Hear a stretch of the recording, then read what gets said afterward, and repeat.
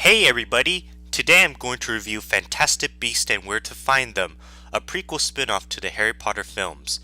Now I have been a Harry Potter fan ever since I read all the books. I had such a wonderful time watching all the Harry Potter movies. The first one, Sorcerer's Stone, was fantastic. The second one, Chamber of Secrets, was great.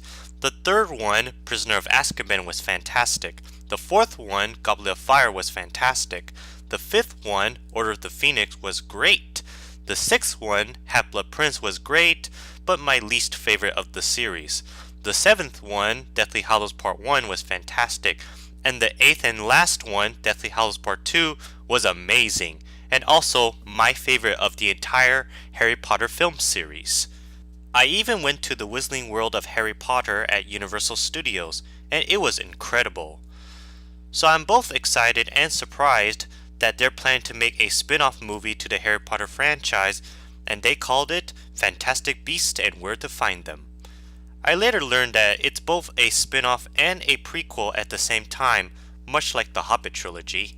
I saw it with my uncle in IMAX 3D, and it's fantastic. A wonderful return to the Wizarding World of Harry Potter, and I'm definitely going to tell you why I love this movie without any spoilers. The story of this film took place in 1926, 70 years before the events of Harry Potter. It's about a wizard named Newt Scamander who travels to New York City for important business with his suitcase full of magnificent creatures inside. When he arrived in New York City, he later encounters and meets Jacob Kowalski, the baker at the bank, and Tina Goldstein, the witch who felt very suspicious when she first met Newt. But when some of the creatures came out of Newt's suitcase, Newt, Jacob, and Tina must team up together to get those creatures back in the suitcase so that way they will not cause any damage, while at the same time having to face something very threatening that happened in New York City. I think the story of this film is pretty good, and it's very interesting to know that the screenplay of this film is written by J.K. Rowling, who of course wrote all the Harry Potter books. However, it did not quite have the same spirit as the Harry Potter films had. Also, there is a twist in this film. The special effects in this film are amazing.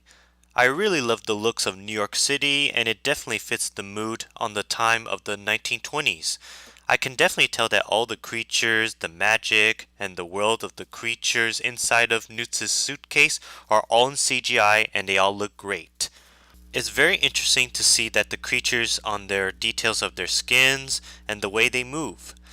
The costume designs in this film are very well done and stylized. The action scenes in this film are very fun and intense to look at, especially I love the chase scenes. Now for the acting, directing, and music. Let's start with Newt Scamander, played by Eddie Redmayne, who has been in movies like My Week with Marilyn and Les Miserables. I think he did an incredible job playing that wizard, who is a magic zoologist that kept and protect those wonderful creatures in his suitcase to be safe from danger. Plus he is good at using his wand. He may not be as memorable as Harry Potter, but he is awesome.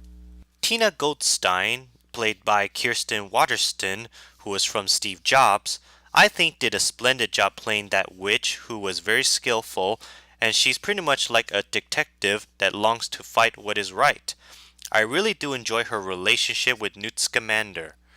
Tina's younger sister, Queenie Goldstein, played by Alison Sudol, is the kind-hearted, free-spirited, and charming female witch who stays very close to her sister, and it's very nice to see her cook food and clean up her apartment with her magic. Then there's Jacob Kowalski, played by Dan Fogler, is a very funny guy who is a baker that was accidentally exposed to the New York City magic community after meeting Newt Scamander. Also, there is a love relationship between Jacob and Queenie.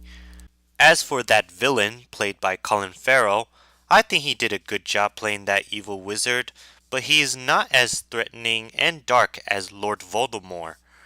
Also appearing in this film is President Safrafina, played by Carmen Jogo, Credence, played by Ezra Miller, who is now best known as The Flash in the DC superhero movies, Mary, played by Samantha Morton, Henry Shaw Sr., played by John Voight, and that goblin gangster, played by Hellboy himself, Ron Perlman. President Serafina is, of course, the president of the Magical Congress of the United States. Credence is a very dark, mysterious, shy, and unhappy boy who has a tragic life. Mary is a very mean lady who wants all the wizards and witches destroyed. While it's cool to see Jon Voight and Ron Perlman in this movie, but they didn't really have much to do. David Yates, who directed the last four Harry Potter films and The Legend of Tarzan, had finally come back to the Harry Potter franchise to direct this movie, and I must say, he did a brilliant job directing this movie as he did with the last four Harry Potter films. The music of this film is composed by James Norton Howard. Listening to the music of this film sounds very magical and used the same theme songs of the Harry Potter films. So overall, this is a fantastic spin-off slash prequel of the Harry Potter movies. This movie, in my opinion, is definitely deserved to be called fantastic. It may not be as memorable as the Harry Potter films, but it feels so good to be back in the whistling world of Harry Potter. I pretty much enjoyed this movie the same way I enjoyed the first Hobbit film, An Unexpected Journey. If you're a fan of Harry Potter and fantasy films, definitely go see it. So I give this movie 4.5 out of 5 nuclear bombs.